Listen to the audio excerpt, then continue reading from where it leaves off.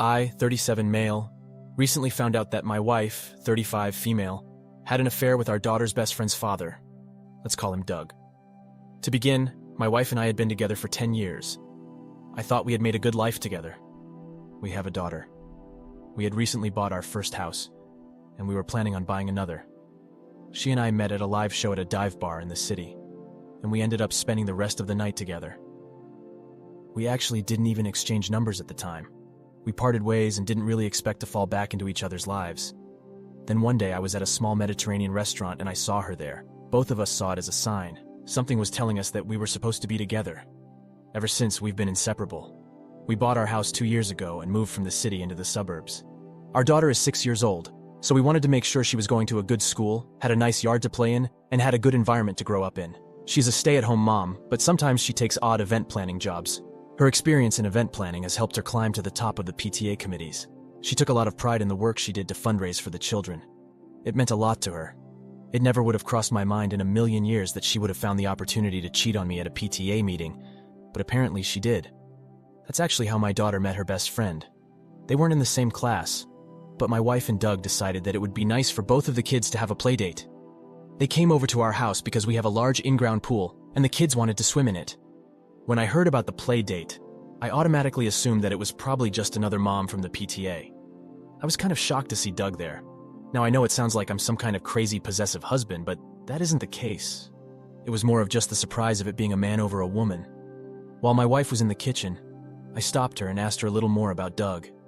I told her that I was surprised to see that it was a man she'd been talking about, and not another mom, and she just laughed it off and told me that it didn't seem like relevant information to disclose their gender.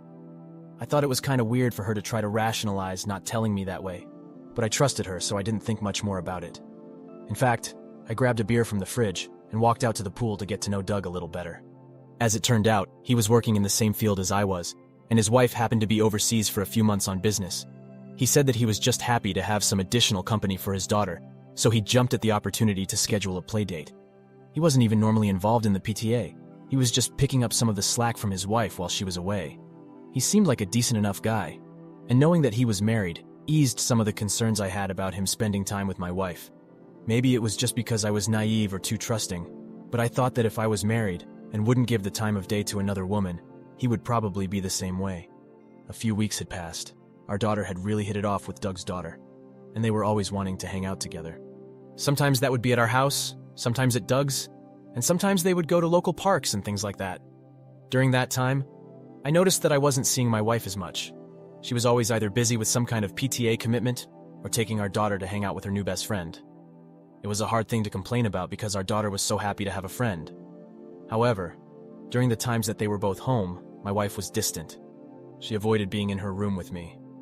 She would either go to bed an hour before me or she wouldn't show up until she thought I was asleep. Because of that, one night I pretended to go to sleep and I waited for her to show up. When she finally did, I surprised her with all of my concerns. I didn't even bring up anything in an accusatory way. I was simply asking her if there was something wrong in our marriage so we could find a way to fix it. When I brought up, completely nonchalantly, that it seemed like she spent more time with Doug than she did with me, she deflected and told me that she would spend less time with them. But she told me that I had to tell our daughter why she wasn't able to see her friend anymore. Then she went on a rant about how much it would hurt her. I was very annoyed with how she was trying to make me seem like a bad guy just for wanting to spend time with my family, so I just left. I went into my office to get some work done, but as I was there, I replayed the conversation in my head, and in hindsight, there was something very off about it. You would think that just asking someone to spend time with their family wouldn't result in a huge argument, but when I mentioned Doug, she just got defensive. I let my curiosity get the better of me, and I logged into her email. We have an open password policy, so she knew all of my passwords, and I knew all of hers. Because of that, we also know our account usernames and information like that. Her email was pretty much clean. The only thing I noticed was a security alert for another email account. You know, like the ones that you get when you have a backup email associated with another account. This told me that she had another email account I knew nothing about. At first, I thought it might have been a PTA email, but when I looked through the other messages, it seemed like she was doing her PTA business through her personal account. I couldn't think of a reason she would have another email account. Fortunately for me, because she had her main email as her backup, I was able to change the password on the new one and log in. Right away, I knew I was right to check. There weren't many emails, but there was a chain between her and Doug where they were having very explicit conversations with each other.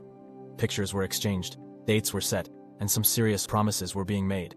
On top of that, there were a lot of other confirmations for things like lingerie and sex toys, none of which I'd seen at all.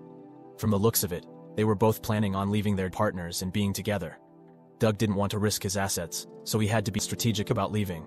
And my wife never said anything about it, but I was certain she would have wanted to come out on top in the divorce. I printed everything as soon as I saw it. If she wanted a divorce, she would get one, but it would not pan out the way she thought. I would make sure of that.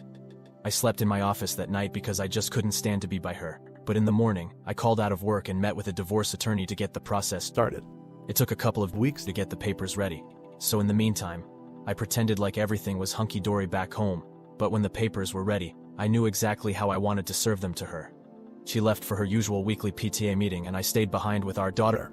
What she didn't know was that I hired a sitter to watch her and I followed her there.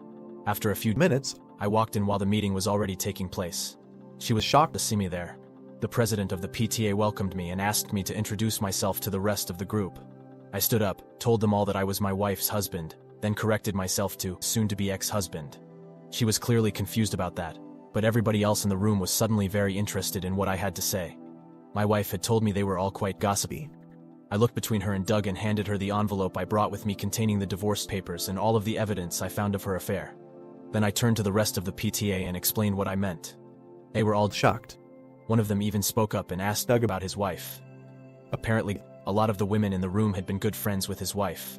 One of them stopped me as I was leaving and asked me more about what I found. She wanted to make sure Doug's wife knew so she could also take the appropriate actions. She ended up giving me her cell phone number so I could call her and explain everything. In the end, my wife and Doug did end up together. Doug's wife divorced him, and because he cheated, she was able to keep the house, the cars, and most of their assets and still receive child support and alimony payments for him. I would venture to guess that Doug was paying out more than half of his paychecks to his wife. When my wife realized that both she and Doug would be out of luck since they were caught, she begged me to forgive her and take her back. She kept trying to remind me of all the good times we had, but I didn't listen. I went through with the divorce and she got absolutely nothing from me. She'd moved into a one-bedroom apartment with Doug while I kept everything else. I ended up selling the house and moving back to my hometown so my mom could help me out with some child care while I was still working. It actually seems to have been for the best because now, my daughter gets to spend time with all of her cousins around her age. She has more friends here than she did in our old town.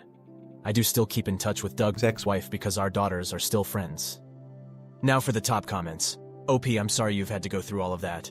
You had your gut gibber that something was wrong and several times she tried to lie to you and convince you that you were in the wrong. I think the most upsetting part of this was her telling you to explain to your daughter why she couldn't see her friend. That was manipulative, and a major red flag on her part. I'm glad you were able to get the evidence to ensure neither you nor Doug's wife were taken advantage of in the divorce. It's a shame that it had to end the way it did, but it's good that you're both out of those relationships. I wish you both nothing but the best in the future. Thank you all for taking the time to listen to today's story.